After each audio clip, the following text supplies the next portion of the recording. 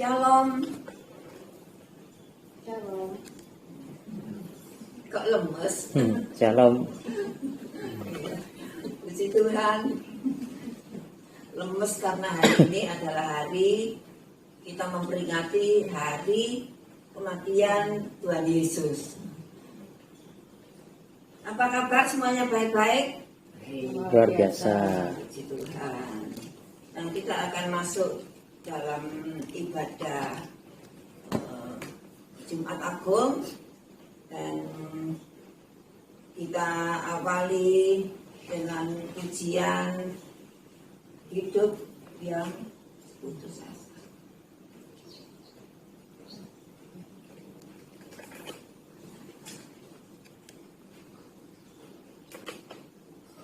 Terima kasih Bapa, terima kasih Tuhan atas penyertaan-Mu, perlindungan-Mu sepanjang hari. Terima kasih atas pemeliharaan-Mu. Dan saat ini Tuhan, kami datang ke hadirat Engkau dalam ibadah kami. Kiranya Engkau layakkan kami, dan kiranya Engkau saja Tuhan yang memimpin kami dari awal hingga kesudahannya. Engkau pimpin dengan Roh-Mu yang kudus, dan Engkau kuasai dengan Roh-Mu yang kudus. Dan kiranya Engkau persiapkan kami, persiapkan hati kami untuk menerima firman-Mu yang sebentar kami akan dengar bersama-sama. Kiranya firman-Mu boleh menjadi kekuatan bagi kehidupan kami masing-masing, dan hari lepas hari kami boleh senantiasa dikuatkan oleh firman-Mu. Terima kasih Bapa, kiranya Engkau memberikan pengurapan khusus pada kami hamba-Mu. Biarlah firman-Mu boleh sungguh-sungguh berguna bagi kehidupan rohani kami, dan sehingga nama-Mu saja ditinggikan dan dimuliakan. Terima kasih Bapa, di dalam nama Tuhan Yesus Kristus kami berdoa dan bersyukur. Amin. Kita menyanyikan hidup yang putus asa.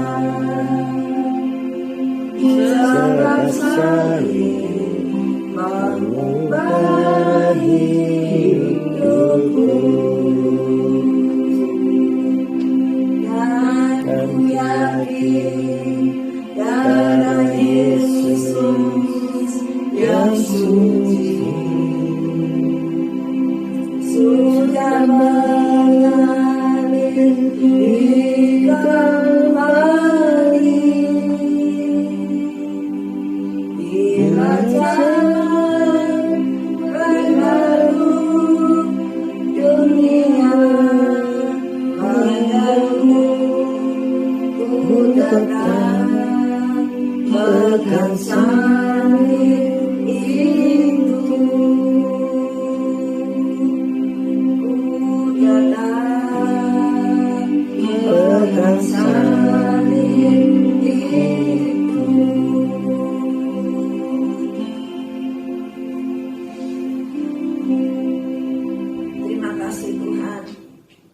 Sungguh Engkau-lah yang sudah berkorban buat kami, dan kami bersyukur atas pengorbanan-Mu. Kami yang seharusnya mendapat hukuman, tetapi Engkau sudah ambil alih sehingga kami boleh dibenarkan di dalam Engkau. Tuhan, sebentar kami akan mendengarkan firman-Mu. Kiranya Engkau singkapkan firman-Mu, Tuhan. Berikan pengertian pada kami, supaya kami dapat menerima firman-Mu dengan sukacita yang dari surga. Terima kasih Bapa, berfirman-Nya Tuhan, bersabdalah, kami siap mendengarnya. Amin. Kita akan masuk dalam firman Tuhan. Saya mau bertanya, saudara pernah ketakutan? Pernah, semua orang pasti pernah ketakutan. Takut karena kegelapan, takut karena ketinggian, takut karena sudah berbohong, takut karena sudah berbuat dosa, takut karena virus yang tidak kelihatan yang sekarang ini, takut kematian, dan yang paling menakutkan apa? Yang paling menakutkan adalah saat kemuliaan Tuhan pergi meninggalkan kita. Itu yang paling menakutkan. Saat kemuliaan Tuhan pergi meninggalkan kita. Ingat bagaimana Adam dan Hawa ketika berbuat dosa. Di dalam Kejadian, saya ingin baca ini sebentar ya. Kejadian pasal yang ketiga. Kejadian 3 ayat yang ke-7 sampai ke-10. Ayat 7. Maka terbukalah mata mereka berdua. Siapa mereka berdua? Yaitu Adam dan Hawa. Dan mereka tahu bahwa mereka telanjang.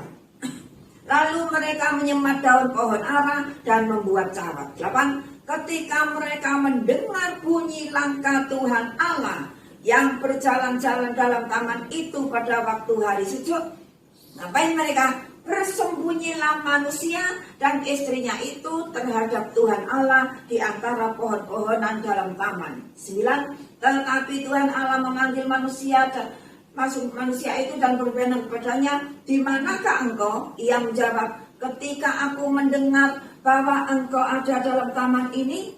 Apa selanjutnya? Aku menjadi takut, ya, karena aku telanjang. Sebab itu aku bersembunyi. Dikatakan di sini, aku menjadi takut. Adam dan Hawa ketakutan sebab mereka sudah berbuat dosa. Dikatakan di Roma 3 ayat 23, karena semua orang telah berbuat dosa, maka mereka telah kehilangan kemuliaan Allah. Nah, kalau kita melihat Tuhan Yesus, dikatakan di dalam 2 Korintus 5 ayat 21, Dia yang tidak mengenal dosa, siapa dia? Yaitu Yesus yang tidak mengenal dosa, telah dibuatnya berdosa karena kita, supaya dalam Dia kita dibenarkan oleh Allah. Nah, inilah yang menjadi pergumulan Yesus dalam doanya ketika Yesus berdoa di Taman Getsemani. Matius 26 ayat 36 ayat 46. Saya baca ini ya. Matius 26. Matius 26 ayatnya yang ke 36 ya, yang ke 36 sampai selesai ya, dikatakan di sini sampai selesai. Nah, di dalam perikop ini Yesus tahu bahwa Dia datang ke dunia untuk orang mati. Dia datang ke dunia untuk menyerahkan dirinya. Dan Yesus juga tahu bahwa Dia akan mati dengan cara yang sangat memalukan. Mengapa saya katakan Yesus akan mati dengan cara yang sangat memalukan?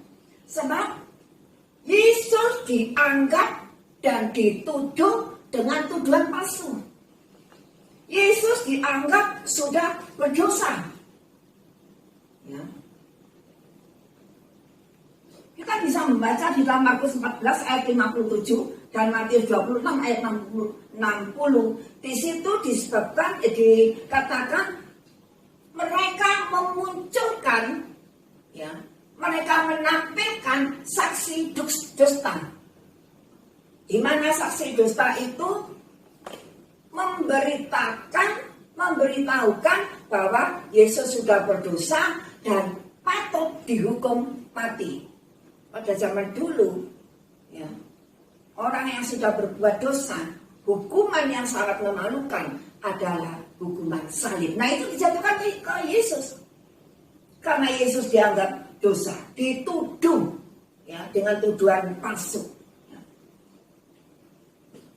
Dan Yesus tahu akan hal ini. Yesus tahu persis bahwa dia akan mati dengan cara yang sangat mengenaskan, yaitu mati di atas kayu salib. Sebab itu dikatakan di dalam Matius 26 ayat yang ke-38. 26 ayat yang ke-38 dikatakan di sini, hatiku sangat sedih seperti mau mati rasanya. Nah, ini doa Yesus. Mengapa doa Yesus mengatakan hatiku sangat sedih mau mati rasanya? Sebab Yesus tahu bahwa sebentar lagi dia akan mati. Mengapa Yesus berdoa seperti itu? Sebab Yesus tahu bahwa sebentar lagi Yesus akan mengalami hukuman salib atas tuduhan palsu yang tidak terbukti itu. Inilah saat yang harus dihadapi Yesus. Inilah saat yang sangat menegangkan. Inilah saat yang sangat menakutkan. Yesus takut. Ya. Saking takutnya, Yesus makin sungguh-sungguh berdoa. Ayo kita baca ini. Saya perlu membaca ini. Lukas 22. Lukas 22 ayat yang ke-44. Sudah ketemu semua? Sudah ya? Lukas 22 ayat yang ke-44. Ini doa Yesus. Ia sangat ketakutan dan makin bersungguh-sungguh berdoa. Saking takutnya, dikatakan di sini, peluhnya menjadi seperti titik-titik darah yang bertetesan ke tanah. Ketakutan yang amat sangat membuat keringat Yesus itu seperti tetesan darah. Yesus mengalami ketakutan yang luar biasa. Pastinya saudara dan saya juga pernah mengalami situasi seperti ini. Pernah mengalami ketakutan yang luar biasa. Kita melihat sekarang Yesus. Apa yang ditakuti Yesus? Bukan cambuk. Yang ditakuti Yesus bukan cambuk. Yang ditakuti Yesus bukan salib. Apa yang ditakuti Yesus? Yaitu Yesus takut bahwa sebentar lagi Bapa di surga akan meninggalkan Yesus. Ini yang ditakuti oleh Yesus. Sebab itu Yesus berkata di dalam Matius 27 ayat 46. Ya. Matius 27 ayat 46. Eli, Eli, lama sabachthani. Ya. Artinya, Allahku, Allahku, mengapa engkau meninggalkan aku? Nah, ini yang ditakuti oleh Tuhan Yesus. Tuhan Yesus tidak takut dicambuk. Tuhan Yesus tidak takut salib yang kasar. Tuhan Yesus juga tidak takut dianiaya. Tetapi yang membuat Yesus takut adalah ditinggal oleh Bapa. Makanya dikatakan di sini, kalau di Markus dikatakan Eloi, Eloi, lama sabachthani. Allahku, Allahku, mengapa engkau meninggalkan aku? Berarti Berarti sebentar lagi Yesus akan mengalami pemisahan dari Bapa. Bapa meninggalkan Yesus. Berarti Yesus akan berpisah dengan Allah Bapa.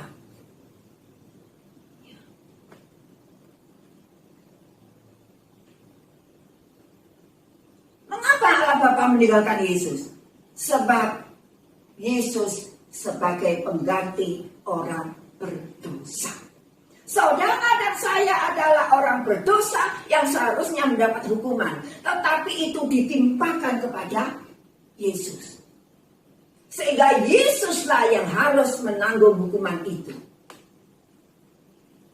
Karena Yesus dianggap berdosa dan harus menanggung hukuman, maka Allah Bapa meninggalkan. Dikatakan di dalam Yesaya 53 ayat 5, Dia tertikam oleh karena pemberontakan kita. Matius 20 ayat yang ke-28, Ia memberikan nyawanya menjadi tebusan bagi banyak orang. Berarti dalam hal ini kemuliaan Allah itu sangat penting dalam kehidupan kita. Kemuliaan Allah itu sangat penting dalam kehidupan kita. Kemuliaan Allah itu berarti apa? Berarti Allah hadir dalam kehidupan manusia. Nah, kehadiran Allah inilah yang sangat kita butuhkan. Pertanyaannya sekarang, bagaimana jika kemuliaan Allah itu meninggalkan kita? Saya ulang, pertanyaannya bagaimana kalau kemuliaan Allah itu meninggalkan kita? Yang pertama, jika kemuliaan Allah itu meninggalkan kita, maka hidup kita itu akan dipenuhi dengan ketakutan, hidup kita akan dipenuhi dengan kekhawatiran. Takut karena ini, takut karena itu, khawatir karena ini, khawatir karena itu, dan lain sebagainya. Saya ambil contoh di dalam Yohanes. Ini contoh yang sudah sering kita dengar. Di dalam Yohanes pasal yang ke-11. Ya. Yohanes pasal yang ke-11. Nah, kisah ini menceritakan bagaimana Maria dan Marta ketakutan. Maria dan Marta ini punya saudara yang namanya Lazarus.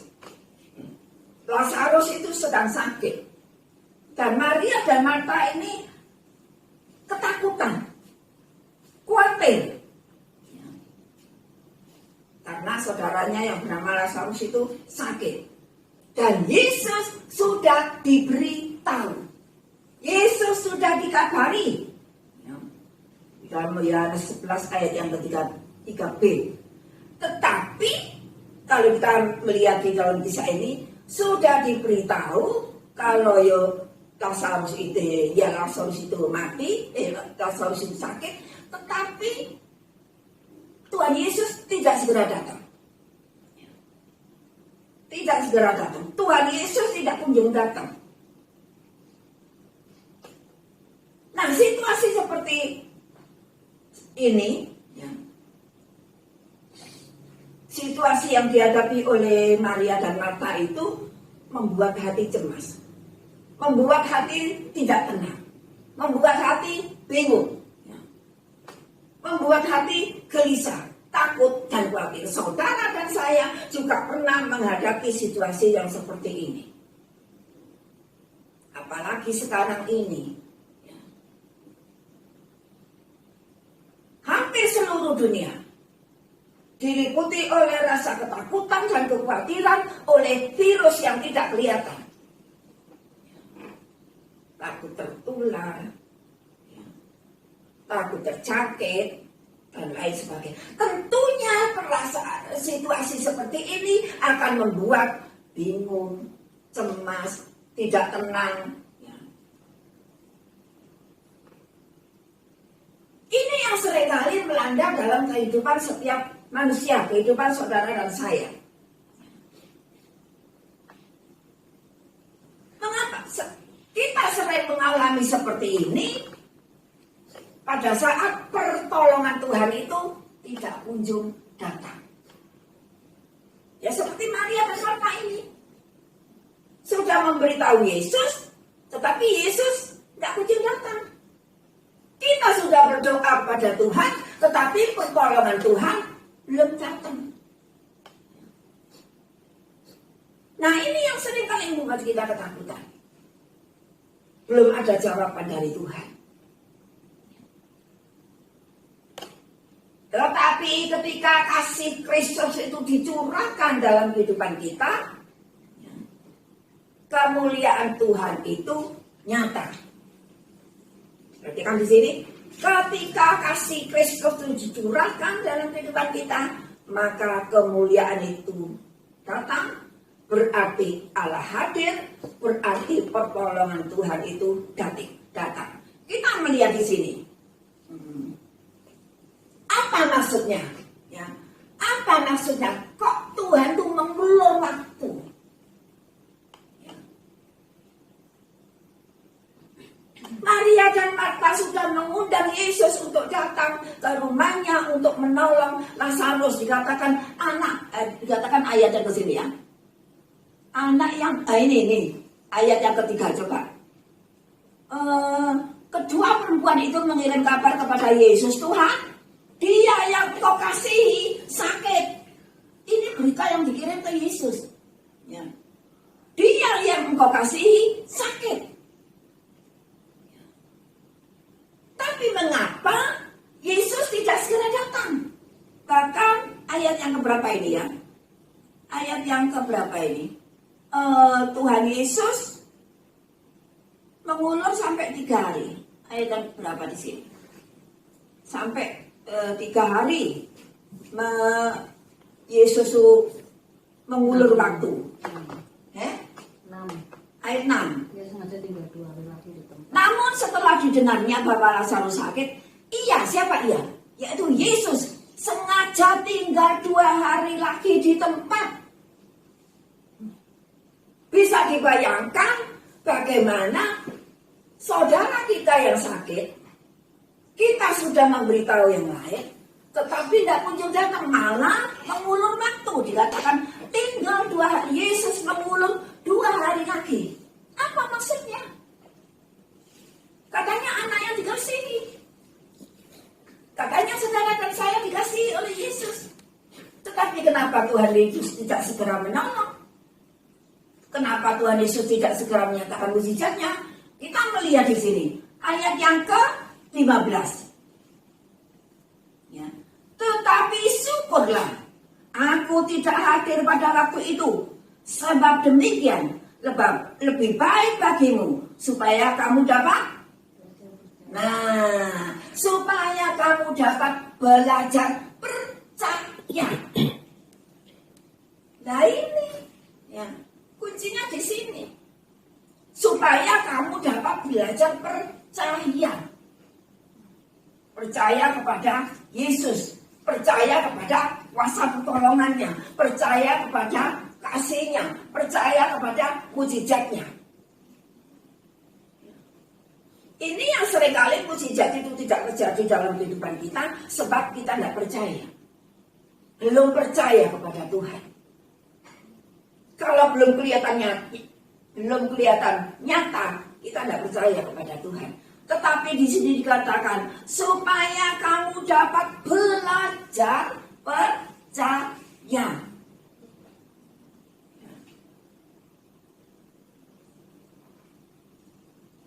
Nah, saya kembali ke jika kasih Kristus itu sudah hadir, sudah dicurahkan dalam kehidupan kita, maka Yesus hadir. Maka dalam hal ini kita tidak akan lagi dihantui oleh ketakutan dan kekhawatiran. Legoh rasanya ya. Kalau yang kita undang itu datang, kita memanggil dokter katakanlah misalnya. Ya. Kalau sudah datang itu, apalagi sudah diperiksa, legoh. Apalagi dokter segala dokter adalah Tuhan Yesus. Kalau Tuhan Yesus itu sudah hadir dalam kehidupan kita, rasanya plong. Pasti mujizat segera ada, segera nyata. Pasti pertolongan Tuhan itu segera datang. Yang kedua sekarang, jika kemuliaan Tuhan meninggalkan kita, apa yang terjadi?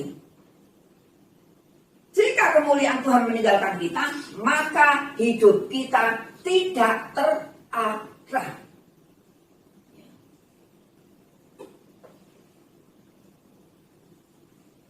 Hidup kita tidak terarah.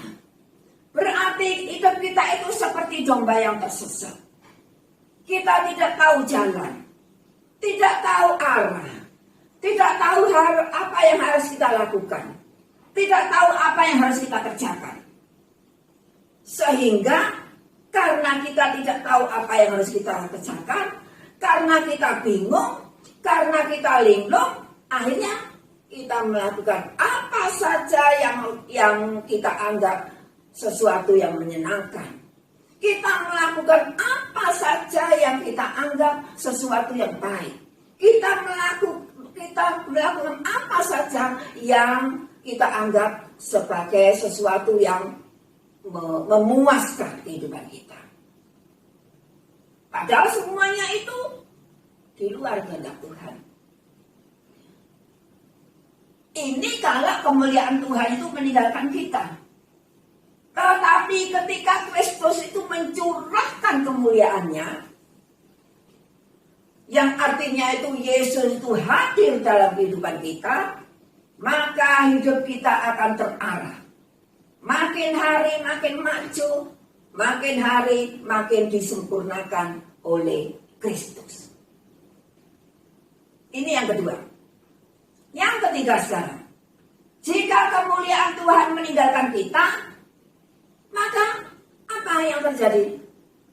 Jika kemuliaan Tuhan meninggalkan kita, maka hidup kita senantiasa diwarnai dengan kegagalan dan kegagalan. Mau usaha ini gagal, mau usaha itu gagal, bisnis ini gagal. Semuanya kegagalan dan kegagalan. Sekuat apapun kita, sehebat apapun kita, bagaimanapun usaha kita, kalau kemuliaan Tuhan itu meninggalkan kita, kalau kemuliaan Tuhan itu tidak hadir dalam hidup kita, maka kita senantiasa mengalami kegagalan-kegagalan. Yang berarti bahwa keberhasilan itu menjauh dari hidup kita. Makanya pujian pertama tadi dikatakan, jalan hidup yang penuh kegagalan. Yang penuh kegagalan, gagal, semuanya gagal. Sebab kemuliaan Tuhan sudah meninggalkan kita. Yesus tidak hadir dalam kehidupan kita karena dosa. Jangan salahkan Yesus. Jangan keburu kita menuding Yesus. Tetapi karena dosa.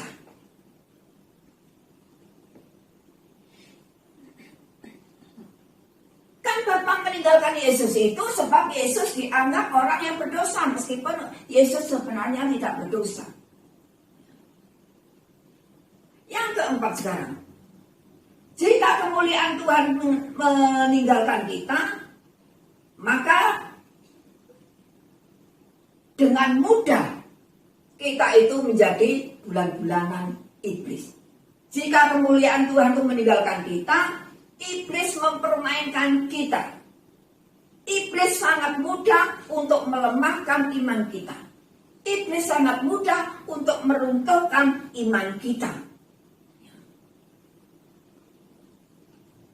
Namanya ditinggalkan oleh Tuhan. Kan Tuhan tidak hadir. Kita ditinggalkan Tuhan. Berarti kita hidup semau gue. Kita hidup seenaknya sendiri. Kita hidup hanya untuk menyenangkan atau memuaskan diri kita sendiri. Tetapi sebaliknya kalau hidup kita itu dalam kemuliaan Tuhan, maka iblis tidak berani melawan kita. Sebab Allah membela kita. Sebab itu hendaknya kita tetap hidup dalam kemuliaan Tuhan. Kita tetap hidup dalam kemuliaan Tuhan. Artinya kita tetap hidup di dalam genggaman tangan Tuhan. Sehingga hidup kita menjadi terarah. Sehingga hidup kita tidak lagi dihantui oleh ketakutan. Tidak lagi dihantui oleh kekhawatiran yang berlebihan. Kita tidak lagi mengalami kegagalan-kegagalan yang berarti. Sebab Tuhan senantiasa ada buat kita.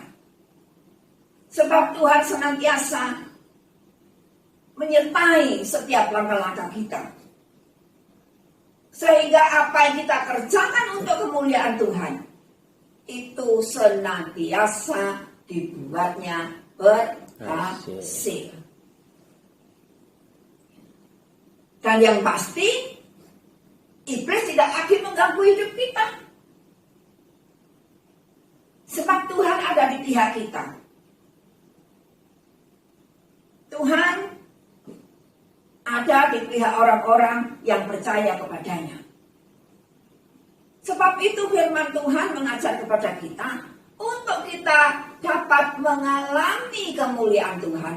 Untuk kita dapat supaya Tuhan itu hadir dalam kehidupan kita. Mari kita tanggalkan segala beban dan dosa yang merintangi kita di dalam Roma 12. Kita tanggalkan semua beban dan dosa. Kita yang tanggalkan manusia lama kita. Mari kita memakai dan mengenakan manusia baru. Kita senantiasa diperbarui oleh kuasa Roh Kudus. Dengan pengorbanan Yesus di kayu salib. Hari demi hari. Hari lepas hari. Hidup kita senantiasa dikuduskan di dalam Tuhan Yesus Kristus. Sehingga dengan demikian kita dapat merasakan Tuhan itu senantiasa hadir dalam kehidupan kita. Amin. Tuhan Yesus memberkati.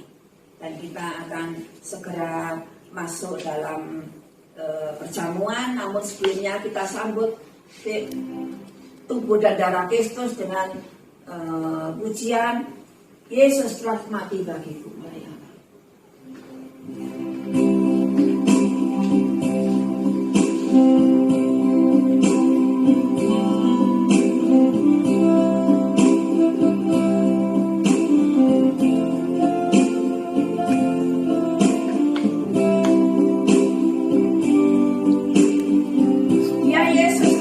Bagiku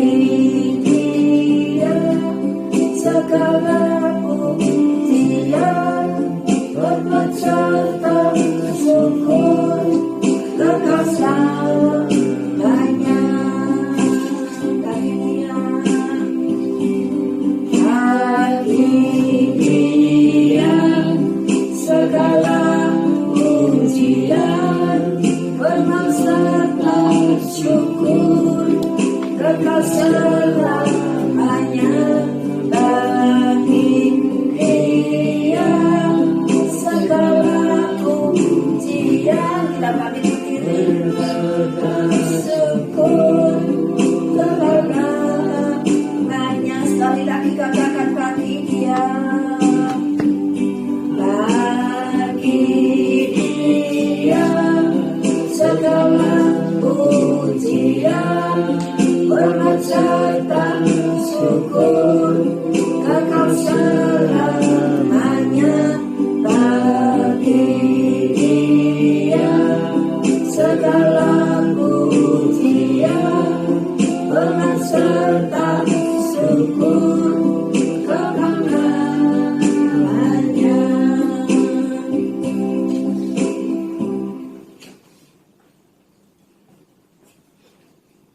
Mari kita berdiri bersama-sama. Firman Tuhan mengatakan, biarlah segala kemuliaan Allah itu ada dalam hidup kita. Yesus telah mati di atas kayu salib, menebus dosa saudara dan saya. Berbahagialah kita siapkan hati kita untuk menyambut kebangkitannya. Biarlah nanti Tuhan kita menjadi Paskah kebangkitan Yesus, kita berubah total dan kemuliaan Allah itu kita miliki. Mari kita angkat tubuh Tuhan di atas kepala kita. Kita merenungkan akan kasih Allah yang telah berkorban untuk saudara dan saya melalui penyaliban di atas kayu salib. Yesus menyerah nyawanya untuk saudara saya. Sebagian dalam firman Tuhan katakan, pada waktu Yesus bersamakan 12 muridnya, duduk bersama, mengambil roti dan dipecah-pecahkannya, diberkati dan dibagikan kepada mereka. Yesus berkata, inilah tubuhku yang diserahkan bagi kamu sekalian. Yakinlah saudara hari ini bahwa tubuh Tuhan ini akan kita makan bersama-sama. Di dalam nama Kristus, mari kita makan bersama-sama.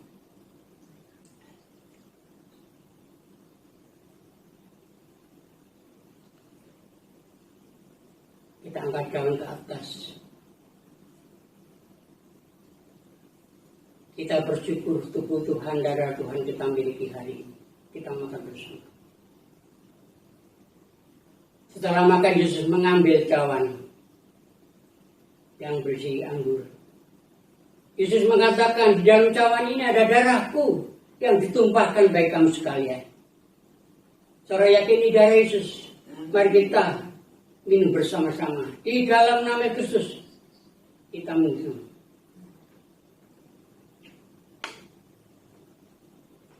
Kita angkat tangan ke atas, kita bersyukur pada Tuhan. Terima kasih Tuhan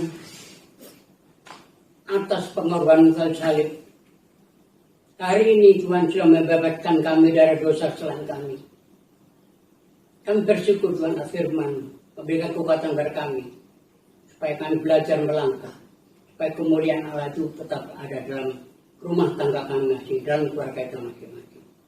Terima kasih Tuhan atas firman, atas pengorbanan kayu salib. Tubuh dan darah-Mu sudah kami makan dan minum bersama. Biarlah ini menjadi kekuatan bagi kami. Meskipun saat ini Tuhan banyak orang terserang virus, tapi kami percaya hari ini darah-Mu, tubuh dan darah-Mu sudah memberikan kekuatan dan kudusan bagi kami, sehingga kami bebas dari segala virus yang ada Tuhan. Terima kasih, terpujilah nama-Mu Tuhan. Kami bersyukur hari ini kami boleh memperingati kematian-Mu telah salib, dan kami bersyukur karena punya Allah yang seperti Engkau. Terima kasih, terpujilah nama-Mu. Kami juga berdoa Tuhan bagi gereja-gereja-Mu yang saat ini sedang merayakan Jumat Agung kematian Tuhan. Engkau bekali mereka dengan firman-Mu, dengan kuasa darah khusus. Terima kasih Engkau lindungi kami, bangsa dan negara kami ini Tuhan. Lindungilah Presiden kami Joko Widodo bersama dengan para menteri dan semua aparat untuk negara, abri kepolisian, pejabat dari pusat daerah Tuhan. Engkau berikan hikmat supaya dapat Tuhan memimpin bangsa ini pada jalan kebenaran dan kehidupan. Terima kasih, terpujilah nama-Mu.